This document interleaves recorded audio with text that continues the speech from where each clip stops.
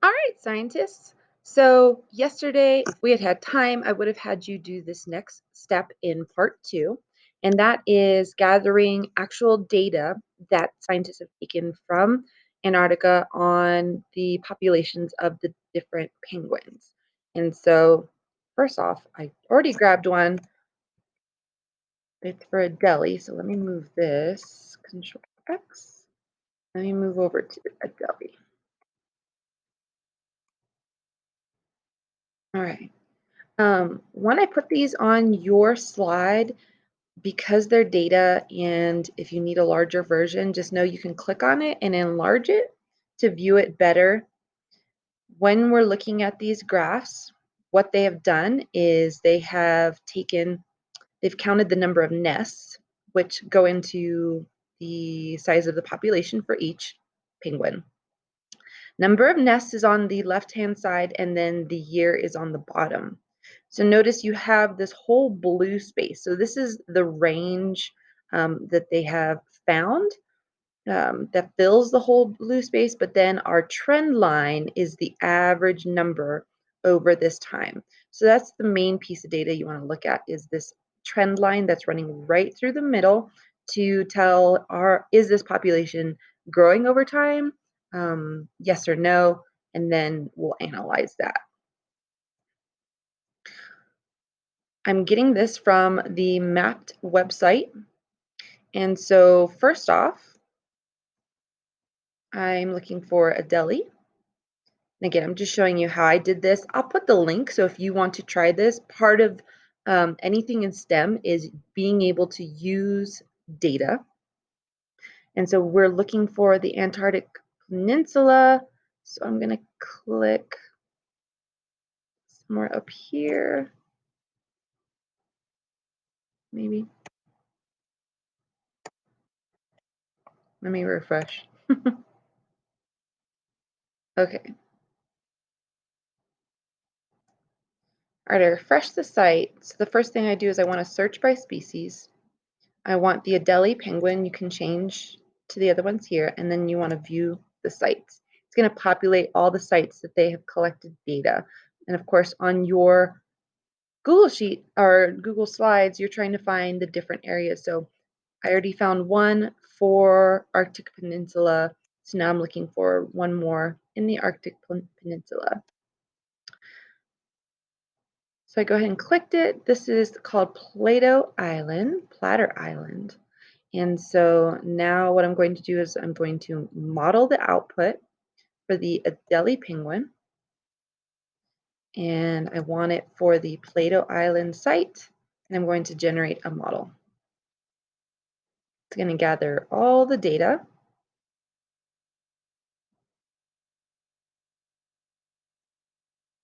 Oh, and then click. Once its data is loaded, you say view population estimate, and it creates the graph for you.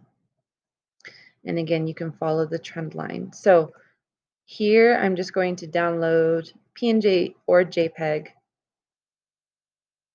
It's downloaded here. I go back to my table over here, and then here it is.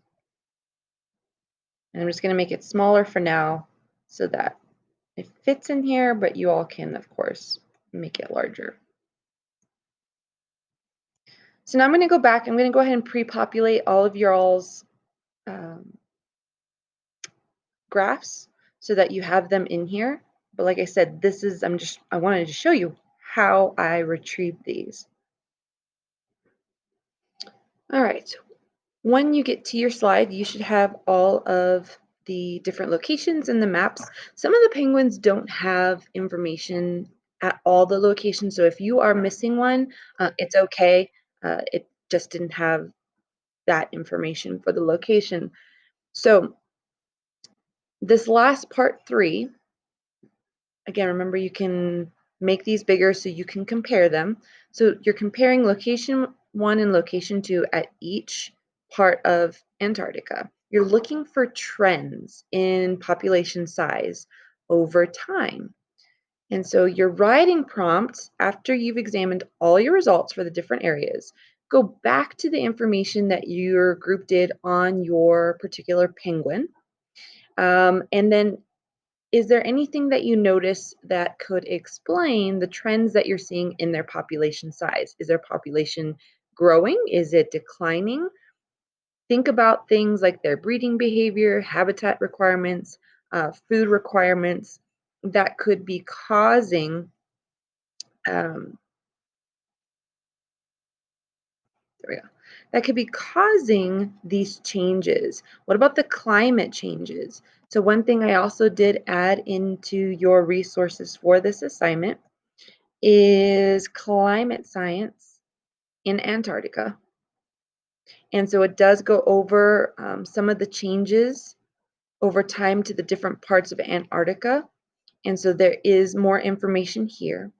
And so what you're doing is trying to piece all of this together to make a claim for what is going on. So in your claim, and we're going to start practicing these a lot, this is just a way to write a scientific answer. So a claim, for your very first sentence, you want to answer the question. So if the question is basically what's happening to this population, let's say you really feel that it has to do with the climate and the food. Your first claim would be the Adelie penguin population is declining because of changes in the climate and their food source. So one statement, you're kind of answering what the question is.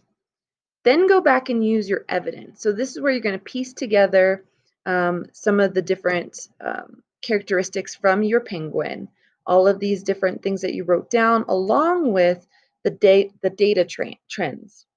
And so this is observations just in data. And so that's what the evidence is. And then finally, your reasoning. Your reasoning answers why, if I'm seeing changes, let's say in the climate, that would cause food sources to be more scarce, which would cause lower populations in penguins. You're kind of linking all of those together. Reasoning is, how does my evidence prove my claim? And we'll take a look at these. And since this is the first time for many of you to write a CER, we'll help. And then once everyone's together, we'll kind of I'll provide feedback and everything. But you're still answering this question. So let me know if you have any help or you need any help today, and I will see you all next week.